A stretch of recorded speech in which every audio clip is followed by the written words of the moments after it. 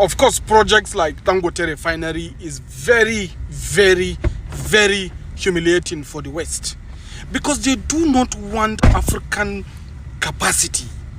There is nothing they dislike other than Africa to be able to produce what they can consume. If you go back to history in Africa, especially in Nigeria, where we have something called structural adjustment program, that structural adjustment program was targeted at Africa to jettison their capacity to process their raw material in exchange for dollars.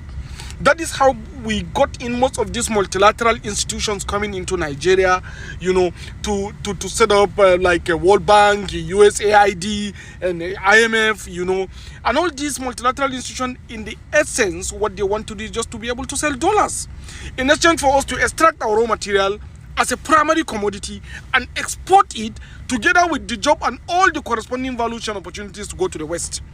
Similarly, our oil and gas industry, we pick crude in Nigeria and take it out and import refined product, which is grossly inefficient and under productivity.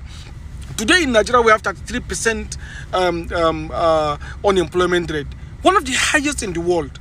Yet, if you look at the capacity of Dangote Refinery alone, once in full capacity, is capable of hiring direct 137,000 jobs, and correspondingly with indirect is almost 178,000 jobs, saving Nigeria nearly $30 billion of forex and having an inflow to the tune of $10 billion per annum. This is a very massive project that is going to cripple some refineries in London, cripple some refineries in Antwerp, cripple some refineries in Portugal, and stop so much voyage of sea, you know, cargoes of petroleum products that always are within our shorelines, some of them even compromising our securities. Why don't you expect them to, the BBC, the CNN, the Bloomberg News, and the Al Jazeera, and all the foreign media, why don't you expect them not to criticize President Buhari? Why don't you expect them not to criticize the government of the APC?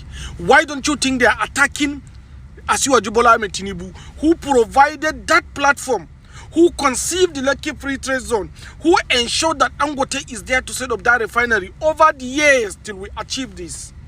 Because these fine, patriotic, gentle leaders of Nigeria decided to pay attention to Nigeria's progress and development, as opposed to allowing us to only keep consuming and importing. And that is why the Western media did some rough article yesterday, especially the BBC, condemning the government of President Muhammadu Buhari. They have to do that. Why? Because he's launching Dangote Refinery for Nigeria.